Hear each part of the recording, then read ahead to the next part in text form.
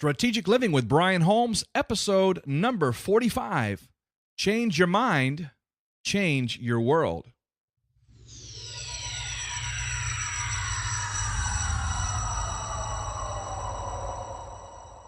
Hi, this is Ray Edwards from rayedwards.com, and you're listening to Brian Holmes, one of my favorite people and certainly one of my favorite podcasts.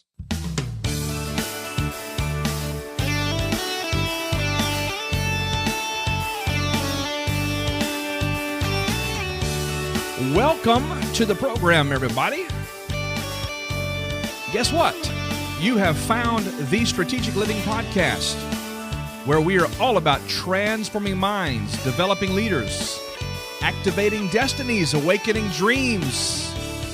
When necessary, we even kick people in the seat of the pants. That's right. We want to see you moving forward, making progress, becoming all that God has created you to be. Hey, it's going to be a great day here on the program, and I trust you're ready to be challenged. My name is Brian Holmes. It's great to have you with us. Thank you for joining us. Buckle up, be prepared, and let's get started, everybody. Hey, always great to have you on the program.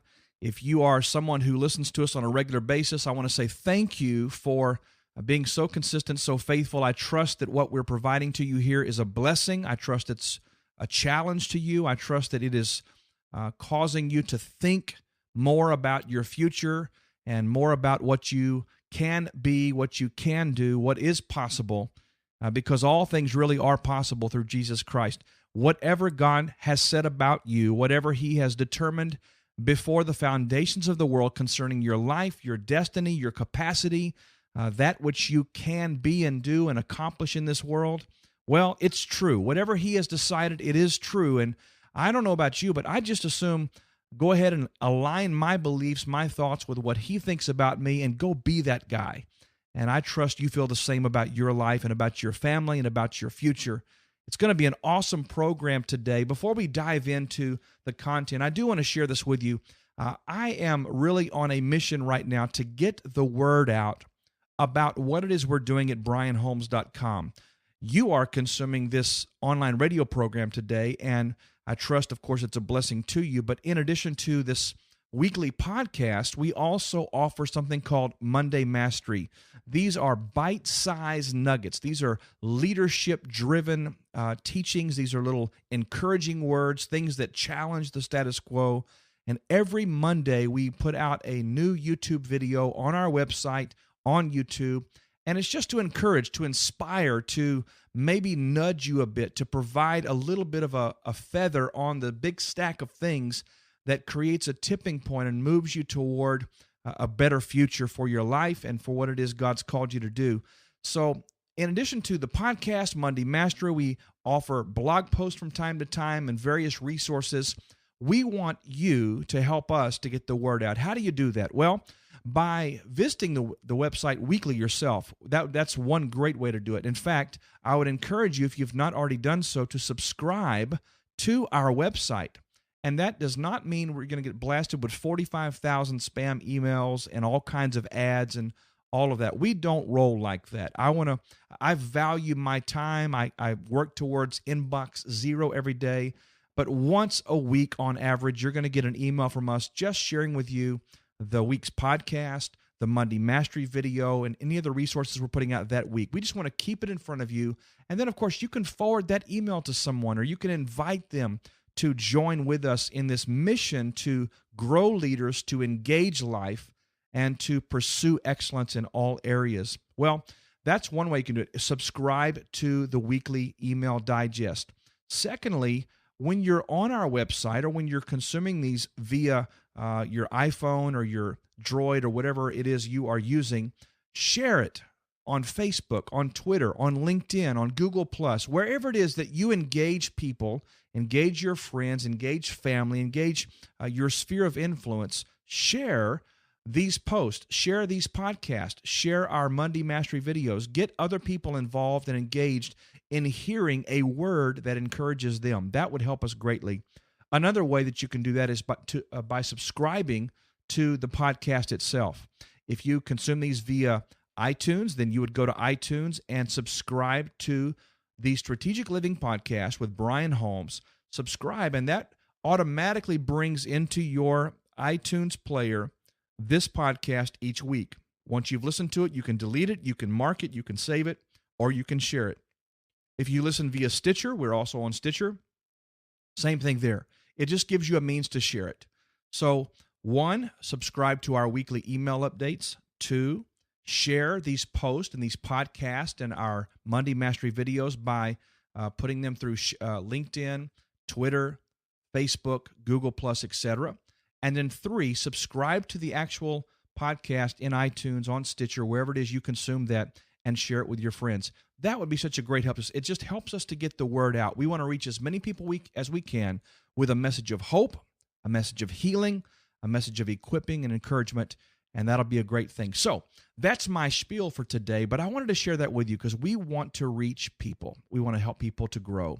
Well, today I'm going to share with you a very, very, very powerful webinar that we just released about a week ago, and I believe that it will challenge you on a level that maybe you've not been challenged in a while. I'm talking about change your mind, change your world. I believe that most of our challenges as human beings take place not outside of ourselves, but inside. A part of the soul of man is the mind. It's the will, the emotions, the memories, the thoughts, the beliefs, all the things that govern our life are contained within this mind, or in our heart, if you will. It's the hard drive. It's where all the data is stored. And in this particular webinar, I shared some concepts concerning how the mind works, how beliefs are formed, some of the conditions that we are exposed to that actually cause our beliefs to be formed a certain way.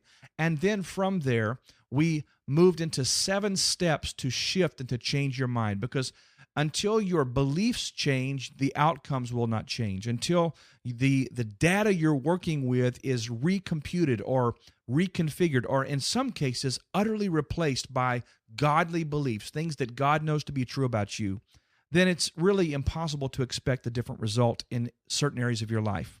So I want us to go right now to the recent recording we did of our webinar, and that is on Change Your Mind, Change Your World. I would like to make this disclaimer. Our audio that evening did not turn out exactly as I had hoped it would. It's not our normal audio quality. It sounds more like we're on the phone, but it's plenty clear. It's something you'll be able to discern very easily, and I just felt like the content was rich enough, meaningful enough, that it would help you greatly in your journey. So let's go right now to Change Your Mind, Change Your World. Henry David Thoreau, great author and poet, said this: "As a single footstep will not make a path on earth, so a single thought will not make a pathway in the mind. To make a deep physical path, we have to walk again and again on that path. To make a deep mental path, we must think over and over and over again the kind of thoughts we wish to dominate our lives." Tremendous statement by this great author. And tonight I want to share with you some things in that line. We're talking about change your mind, change your world. And the concepts that I'm going to share with you, I truly believe that if you were to adopt these and activate your life around these and really put these principles into practice, I believe you would see a shift in your life like nothing you've experienced before. So first, I want to establish a few truths that will form a basis for where we're going to go in this webinar. We're talking about the mind, that arena of our human makeup where beliefs are formed, where beliefs are held. In many of our cases, if not all of our cases, where beliefs are oftentimes defended. And of course, these beliefs are lived out first in our minds, and then, of course, outside of ourselves.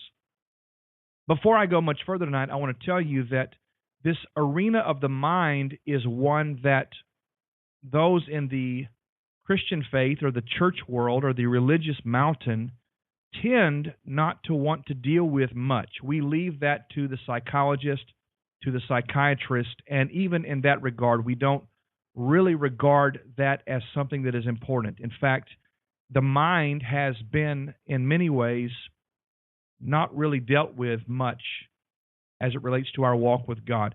It is my very strong belief that God intended for us to steward our mind, to steward the contents and the belief systems and the health of this arena that we call the mind.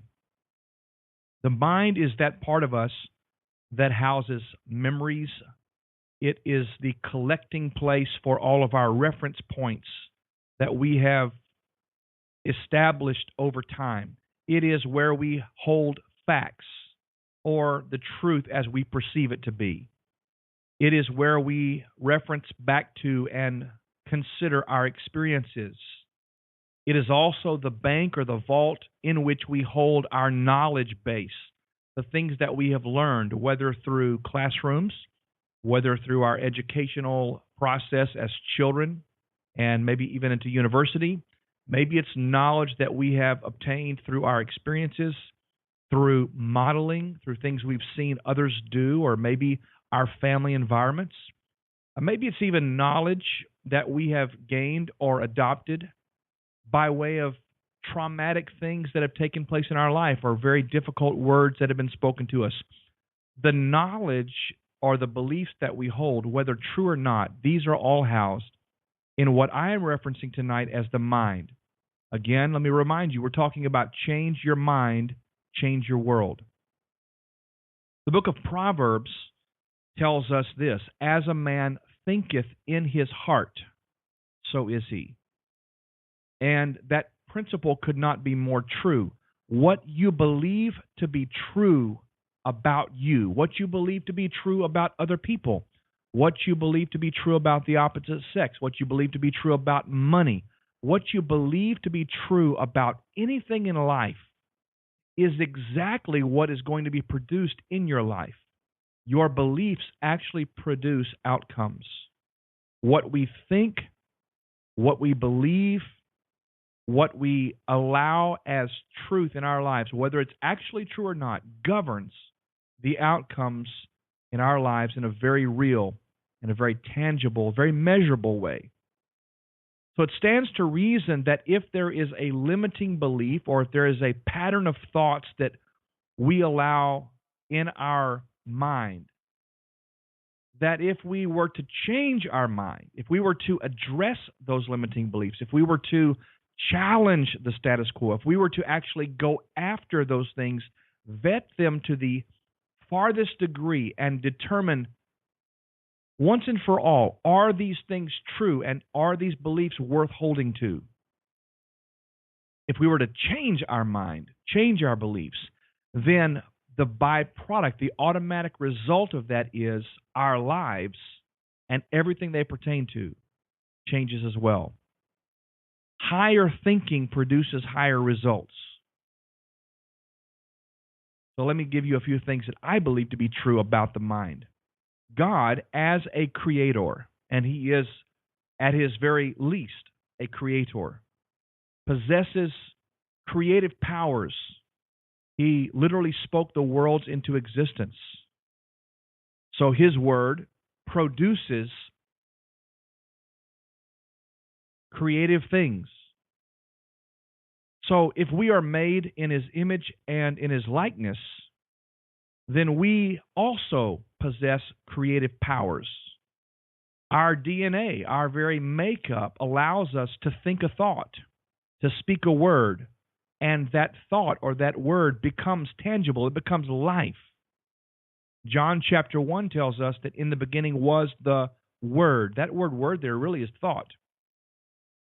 In the beginning was the thought, or the Word. The Word became, the Word was with God. The Word was God. The Word became flesh, verse 14, and it dwelt among us. So anything that originates out of the thought life becomes a word. Every word produces life of some kind, good or bad. Now think about this. When God created man, the physical being, he created him with a mind. We literally have brain mass. And the synopses and the synapses and all the things that make up this powerful brain that we have contained in that computer up there is a mechanism and a powerful tool by which we have our beliefs, our rationale, our ability to process data. We deduce, we come to decisions, we come to choices. All of that is this powerful mechanism that we call the mind. God created each of us with the power to imagine or dream a thing. He literally gave us, in our created state, the power to do the very same things that He did. He gave us power to create, gave us power to produce in time. He gave us power to think a thought or conjure an idea or foster an invention. He gave us the power to do all these things. God created us with a human mind which has the capacity to literally change the world. And when that mind is activated and focused on His will, on His plan, on how He sees us, when what we know in this mind is what He knows about us, when we are aligned in our thinking with heaven's thoughts, the world literally can be transformed in a day. You say, well, where's the rub? Well, the rub is that when that which is held in our mind does not meet our potential, when that which is held in our mind or our heart to be true, even though it's not, and that belief actually does not align itself with what God knows to be true about us, about our ability, about a particular matter, then we literally lock ourselves into a life that is less than what God has designed for us. You see, God is omnipotent. He is all-powerful. He can do anything.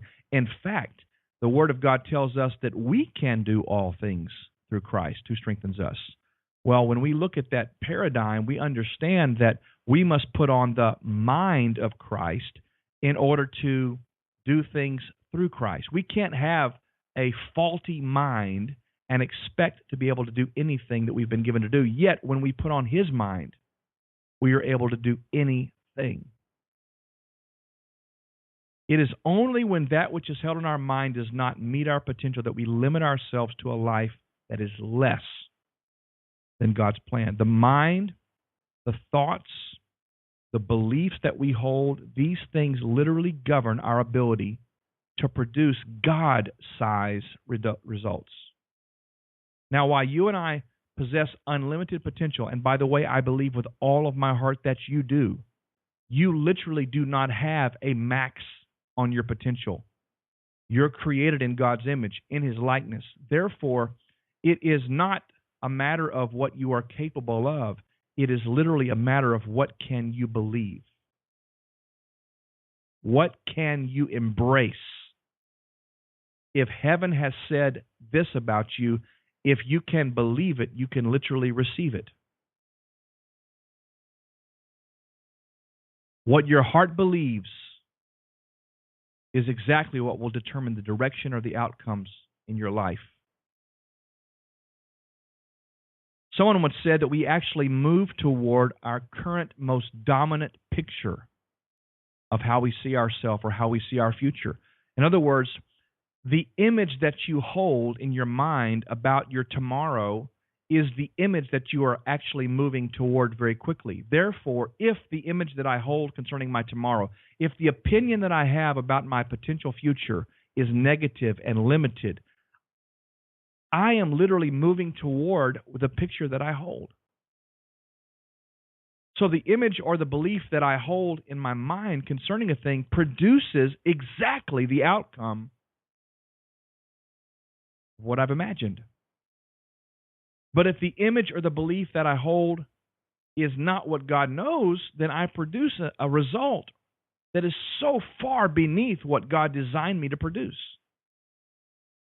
This is why the Apostle Paul in his writings said this. He said, we must cast down imaginations. That's images. We must literally go into these places and deconstruct these beliefs that have been erected. He says, cast down imaginations in every high thing that exalts itself against the knowledge of God. The question is, what has been exalted against what God knows about you? What belief do you presently hold that was erected through life experiences, but that belief, that construction does not represent what God knows about you?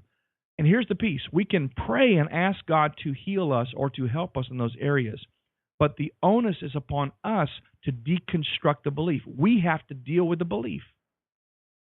You say, well, Brian, how are beliefs formed? How do these things get constructed, and how do they become so deeply rooted and embedded in our mind? Let's talk about that. I want to give you a very simple lesson here on how the mind works. The mind essentially functions in three parts. There's the conscious mind. That's that part of the mind that hears and receives new information. It comes through our senses. We see, feel, taste, hear, touch, etc. So any input we have coming in is registered on a conscious level. So let's just say that I am in an environment where someone speaks a very positive word to me, or I sense that maybe God himself is even speaking a word to me about my future, and that is received on the conscious level. That information now goes and compares itself against what is on the second level of the mind, that is the subconscious or the unconscious. This is the part of the mind where all previous information is stored. It is like the hard drive on a computer. It's where the data is burned in, it's seared in, it's carved in, and it becomes something of great, great stability on the hard drive. It's where memories are. It's where developed beliefs are. It's where we register hurts or wounds or experiences or perceptions, or even if we've taken on an identity that didn't belong to us. Your very core, your core beliefs, that's where these are held, in the subconscious mind.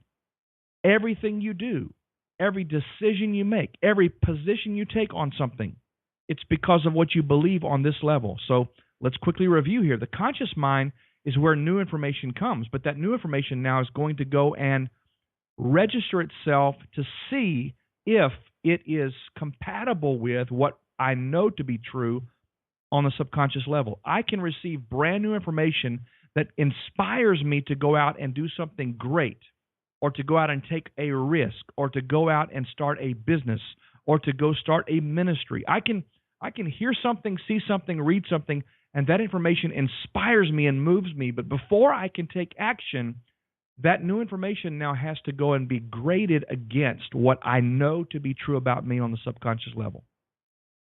You say, well, are you thinking about that? No. You don't even know that conversation's going on because, again, it's subconscious. It is beneath the surface. You're thinking about the thoughts of what you have just heard or just read or just taken in. But down deep inside, this conversation begins to take place, and that information is being compared to what you know to be true. So watch what happens. When the new information and what is housed on the hard drive of the heart does not match, we have a problem. We have a separation. We have a crisis going on that is a real big deal. And somehow the way the human mind works is that the human mind does not like conflict. The human mind needs resolution. The human mind needs there to not be stress or strain between the truth that I've just been introduced to and the truth that I know to be true. And so when this stretching takes place, when there is a distance between the new information I've just received and what I really know to be true, it creates this tension, and the human mind hates tension. Therefore, the third part of the mind goes to work, and that is what we call the creative subconscious. It is that part of the mind that is responsible for reconciling the difference between the new information and the old information. We're going to relieve the tension by reconciling that information, either the old information up to the new truth, or the new truth down to what has always been your truth, whether it's really true or not. In other words, the creative subconscious goes to work to eliminate the strain between the two truths. This battle takes place every single day in my mind and in your mind. That creative subconscious goes to work to regulate you back to the belief that you hold. It's much easier to regulate you down to what you've always believed than it is to break free from a limiting belief and move up to the new truth and embrace that, act upon that, and allow that to take you into a new future. That creative subconscious works hard. It works nonstop, 24/7, 7 days a week, 365. It wants to make sure that you never move outside the parameters set by what your subconscious mind has already established as your truth. So we think on three levels. We take in information via words, pictures, and experiences. And words have power, pictures have even more power, experiences have the ultimate power. And all of the things we've experienced by words, by pictures, images, by experiences through our life, those things are super ingrained, carved deep into the subconscious mind. So, well, how do those things happen? Well, it could be educational models or perspectives that we've experienced. It could be how our parents raised us. It could be the mindset or the belief system of a parent. You know, children who are raised in homes of parents who experienced the Great Depression back in the 20s and 30s in this nation. Those kids were raised with a certain mindset about money, about lack, about poverty, about scarcity. And because of that, their entire paradigm is wrapped around that belief, and they behave a certain way. They buy more things than they need because they're afraid they're not going to have, etc. Those parental models and mindsets form deep, deep, deep beliefs in our own hearts about how life goes. How about this one? How about religious teachings and dogma? How about legalistic, crazy type of environments that so many people grew up in, where they did not necessarily know how to have a relationship with a loving father that cares about them, that wants to graft them into a powerful kingdom, into a powerful system that is for their good and for the good of the world. But yet it was this fear-mongering and all this other stuff that goes on. Those things shape the way we even look at life. Another way beliefs are formed are through successes that we experience or failures that we've experienced. If I have a tragic failure in my life, morally, spiritually, maybe it was a performance thing or something that in a moment of time, a business failed or whatever the case may be, those things literally are moments when a window opens and a seed thought comes in. That seed thought, as you'll see in a moment, becomes ultimately a belief system. And those belief systems actually become the grid through which we see life. Emotions, feelings, senses, observations, mental conditioning. And boy, one of the ways that beliefs are not only formed, but they're sustained is through self-talk. Do you know that every single day there are probably 20, 30,000, 40,000, 50,000 words going on in your mind where you're talking to yourself, telling yourself, I'm not good enough. I'm not successful. I shouldn't even try that because I know I'm going to fail. You're not saying it out loud. You're not even thinking it consciously. But deep in the recesses of your subconscious mind, there's self-talk taking place, and we have to actually get a hold of that self-talk, which we'll talk about more in a minute. Think about this. We act in accordance with the truth as we believe it to be. Whether it's true or not, we're going to behave and act, make decisions and choices based on the truth that we hold internally. You know, Albert Einstein made this powerful statement many years ago. He said, the world that we have created is a product of our thinking. It cannot be changed without changing our thinking. Let me make this statement. Wherever you are in your life today, relationships, family, business, finances, health, whatever category of life you want to look at, wherever you are today is a direct result of your thinking or of your beliefs. Your decisions have led you to a place. Those decisions were based on thoughts and beliefs that you hold in your unconscious mind. So to change the result, to change the outcome, to change your world, it stands to reason that we have to go after limiting beliefs. Let me move quickly. Romans chapter 8, powerful few verses here, 5 to 8. For those who are according to the flesh set their minds on the things of the flesh. Those who are according to the Spirit set their minds on things of the Spirit. For the mindset on the flesh is death, but the mind set on the Spirit is life and peace. Because the mind set on the flesh is hostile towards God. It does not subject itself to the law of God, for it is not even able to do so, and those who are in the flesh cannot please God. Now you say, what does that got to do with us talking about the mind? Well, the term mindset showed up there 3 or 4 times. So in this passage, you see there's a distinction made between the results that our flesh nature or our carnal thinking produces and that which our spirit or our divine heaven-connected nature can produce. Big distinction. And the words flesh and spirit in this passage are very interesting because the word flesh here means human nature, the earthly nature of man apart from divine influence. The word spirit here is the rational spirit, the power by which a human feels, thinks, and decides. The spiritual nature of Christ working in a person's life. So the mind set on a wrong belief system cannot produce the life God intended for one to experience. Conversely, the mind that is set on correct beliefs, correct mindsets, godly awareness, godly confidence, God's identity on your life, those kinds of mindsets can and will produce the life God always designed and intended for you. In fact, before the foundations of the world, what He had decided your life could be, those things show up when your mindset is aligned with what God knows. It is literally the mind of a man that determines the life that he experiences. So a mindset. Let's talk about that word mindset, because all of us have mindsets concerning certain things. A mindset is simply a mental attitude or inclination. It is a state of mind that is fixed. It's a belief that is set.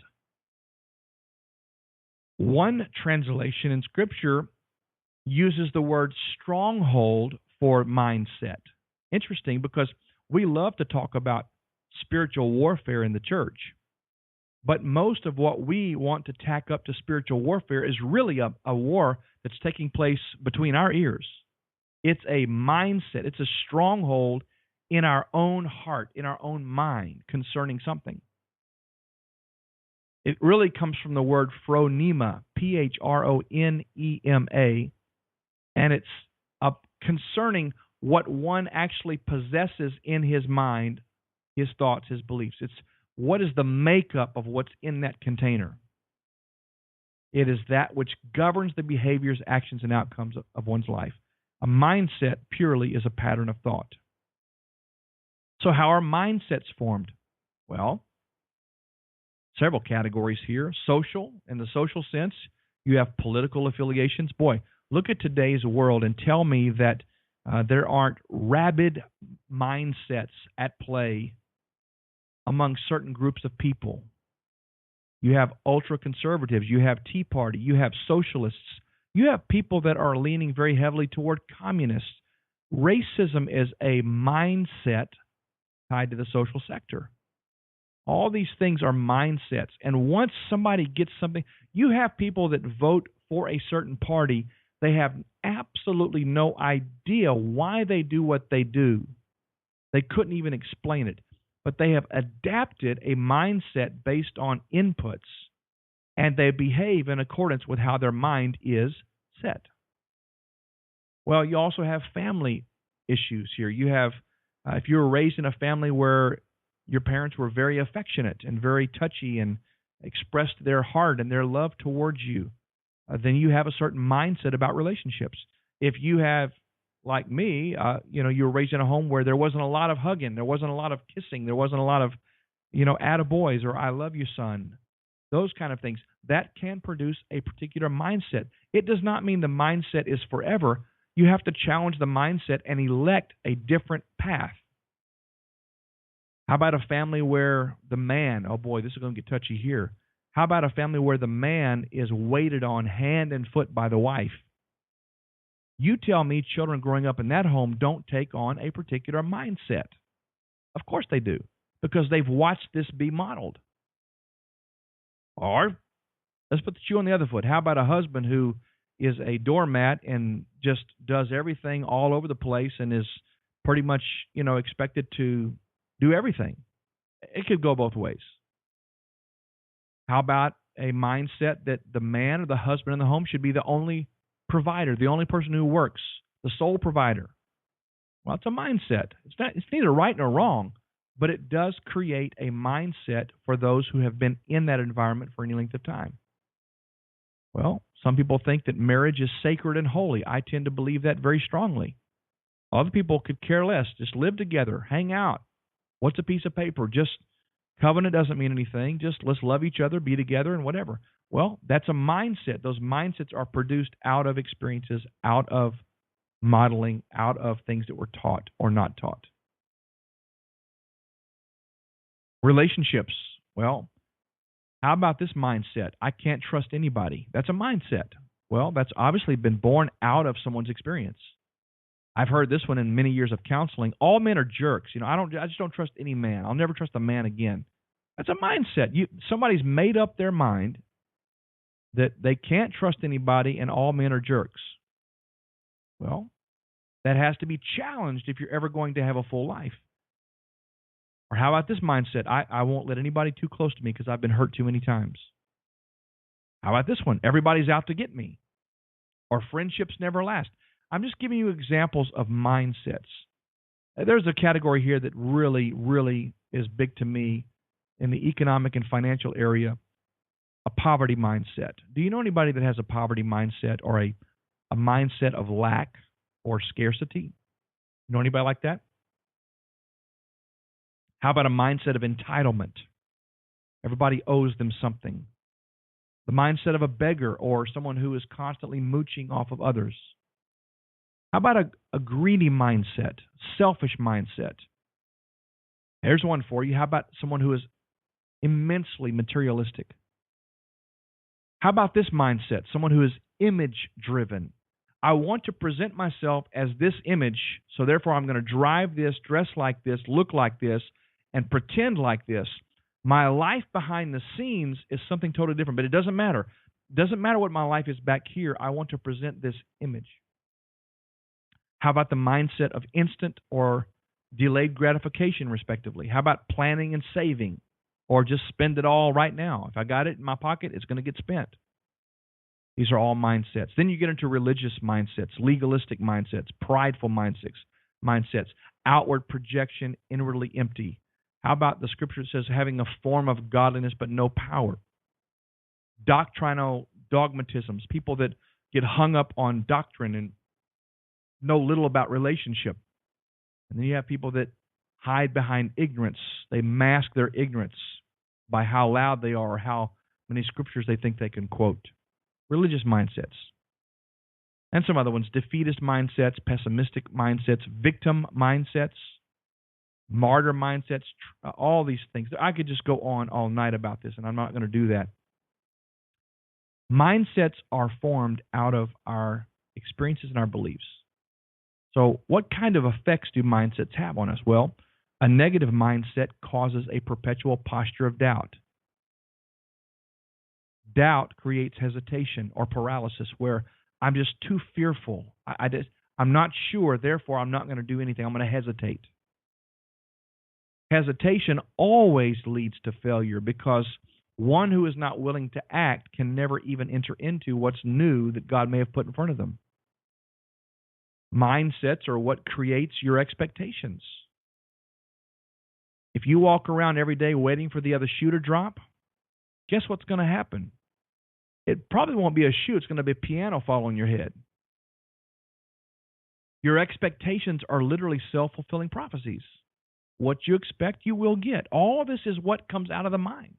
A mindset locks you into a realm, thereby limiting your level of result and achievement.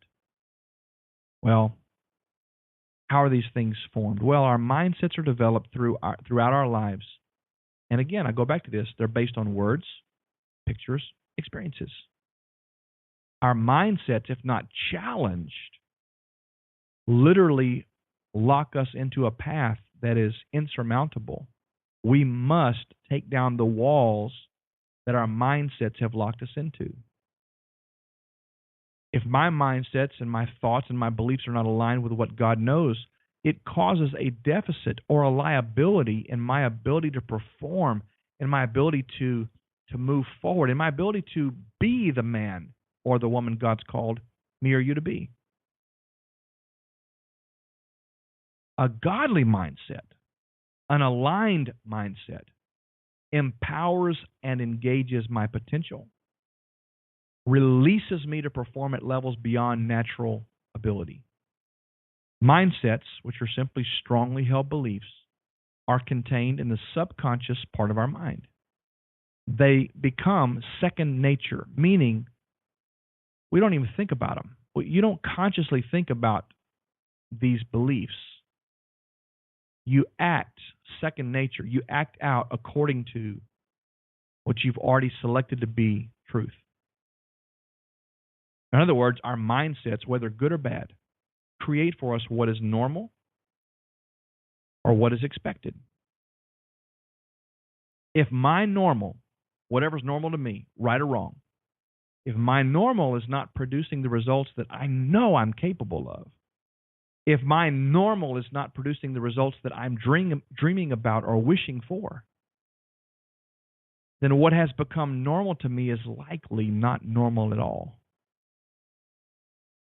A mindset not aligned with God's truth, which, by the way, is the only truth that even matters, holds a person to a measure and a reality that is less than their actual God-given potential.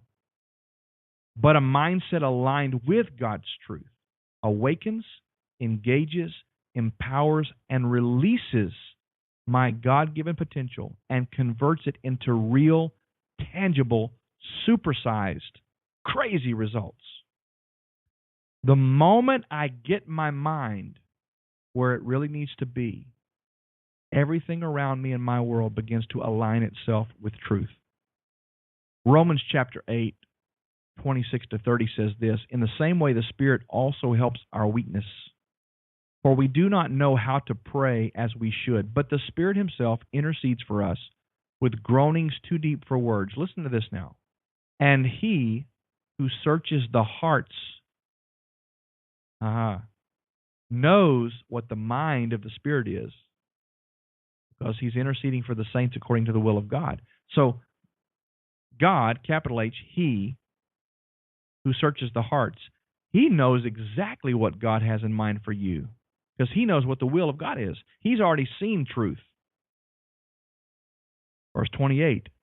This is powerful to me, because this is talking about the mind, talking about God searching our hearts, talking about Him interceding for us because He wants us to perform in alignment with the will of God for our life. Look at verse 28. We quote this next scripture by itself out of context all the time. And we know that God causes all things to work together for good to those who love God, to those who are called according to His purpose, for those whom He foreknew. That's what He knew about you. He knew you ahead of time. He also predestined to become conformed to the picture or the image of His Son, so that He would be the firstborn among many brothers. And these whom He predestined, He also called. These whom He called, He justified. What does the word justified mean? It means He got you lined up to where you needed to be lined up. And these whom He justified, He glorified. He brought them into glory. I'm not talking about heaven. He brought them into the glorification of who they really are. So how do we change our mind, Brian? How do we even begin to go after these things? Well, I want to give you 7 steps that I believe will help you begin this process. And then I'm going to recommend a couple of books to you. Number 1, how do we change our mind? Number 1, identify faulty and limiting mindsets. Now, ladies and gentlemen, to do this, it requires a level of honesty inside yourself. that maybe you've never allowed in your life. Sometimes we don't want to look at the truth, because to look at the truth, we have to work through some things that were painful to us.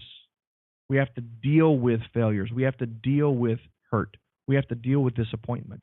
And rather than go there, we just rather keep things the way they are. But if you're going to change your mind, it literally begins by challenging your mind. You have to actually move into a mode of looking at the beliefs that are driving your behaviors and ask hard questions. Now, this is what I believe about this, but is that serving me? Is that really what the truth is? You have to look at the fruit of your life and ask yourself, can this fruit be better? And if it can be better, then what mindset, what belief do I have that is holding me back from seeing better fruit? Socially, in my family, in other relationships, in my finances, in my relationship with God. I have to look at these things. Number 2, I have to move from passivity to intentionality as it relates to our thoughts and outcomes. So what does that mean?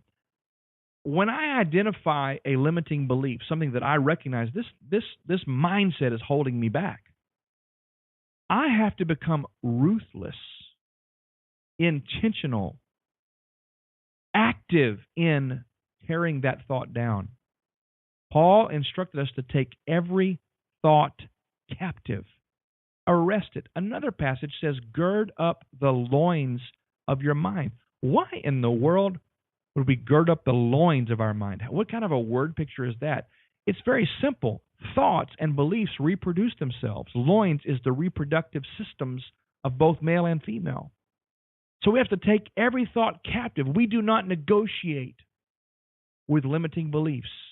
We do not rationalize, well, it's okay. No.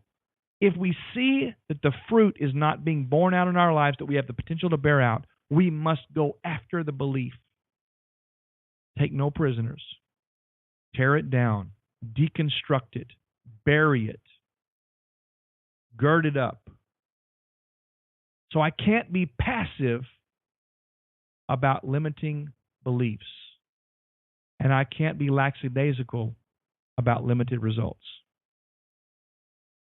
Number 3, examine the Word of God, reflect and remember every word God has spoken to you about you. What have you dreamed about? What ideas have popped into your mind? What moments have you experienced where God has spoken to you, either directly through His Word or through some friend or through some minister, and something you heard registered on a deep level in your spirit? But for whatever reason, that word never manifested. It never came about, because somewhere between receiving the word and manifesting the word, it was broken down. It was regulated down to a lesser component. What has God said about you? Record.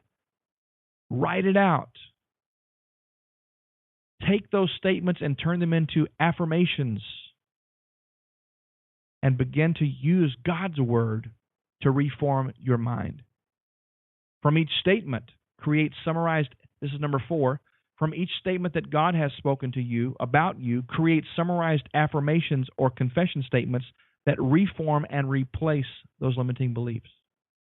Number 5, develop and engage the habit of reading, or out loud or quietly, but reading, affirming, and confessing these statements every day, multiple times a day, until that belief, the old belief, is pressed out and the new belief has become your belief. Number 6, develop what I call I am statements. I am a millionaire. I am a successful author. I am a best-selling author. I am an influential business leader. I am a magnificent and loving father. You see, that sounds so arrogant, so haughty. No. If I am saying what God has said about me, I am simply agreeing with heaven.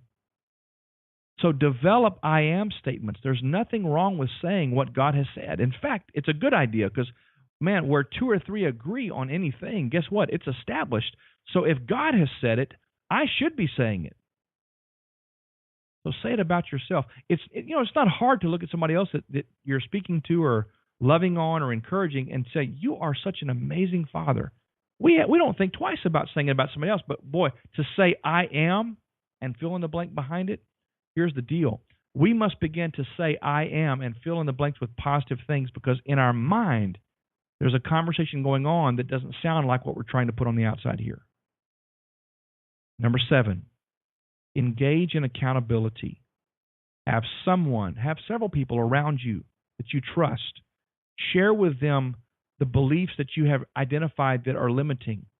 Share with them that you are being intentional about taking these thought captives. Give them permission to call you out when they hear you speak something that is not in alignment with those beliefs. Get accountability in your life. Number 1, identify faulty and limiting beliefs and mindsets. Number 2, don't be passive. Get intentional and ruthless with limiting beliefs. Take every thought captive. Number 3, examine. Remember what God has said about you. Write it down. Number 4, take those statements and create summarized affirmations or confessions that will reform and replace the old limiting beliefs.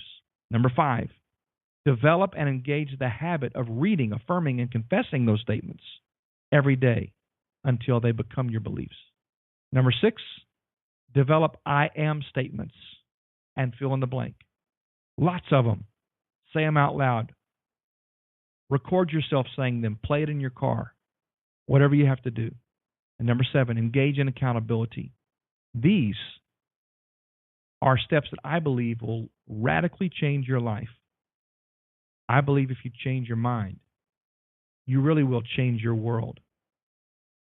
I want to recommend 2 books to you, neither one of which were written by what we would refer to be powerful Christians probably, but they're both books that I believe will help you. One is a classic. Both of these are classics. One is Think and Grow Rich by Napoleon Hill.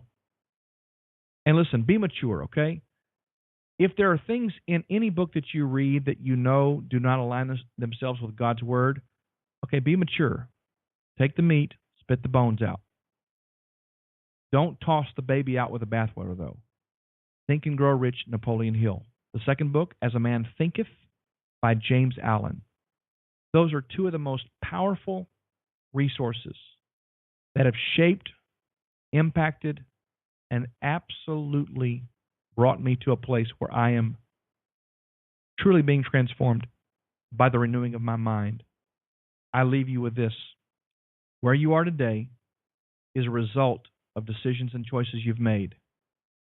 Those decisions and choices were made because of what you believe to be true about you.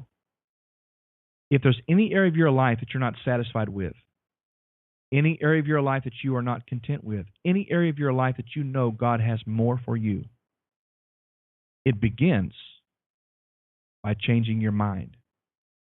It begins by going inside and challenging the status quo. Change your mind and change your world.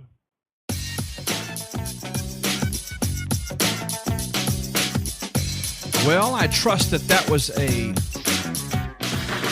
very powerful moment for you. The questions are these. What beliefs do you hold that are holding you back? I'm going to say it again. What beliefs do you hold that are actually holding you back?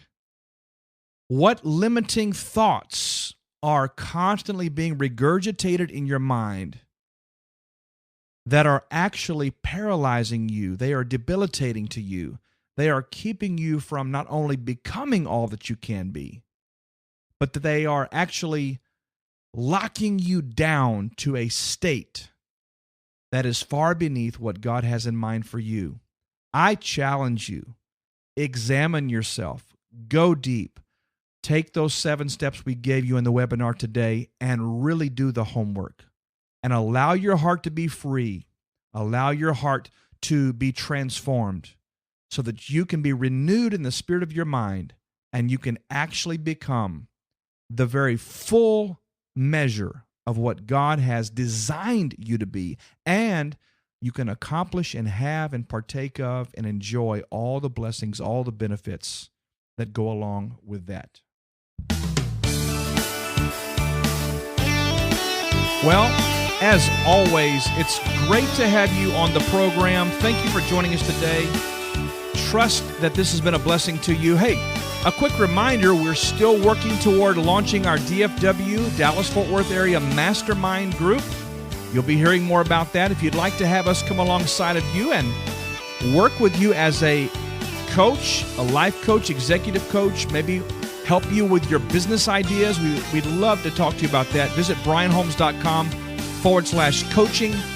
And certainly if you'd like to talk to us about coming and speaking at your event, you can visit brianholmes.com/speaking, and we will certainly be thrilled to serve you in any capacity that we can. Well, that's it for today, everybody. Thank you for joining us. God bless you, and we'll see you again right back here next week.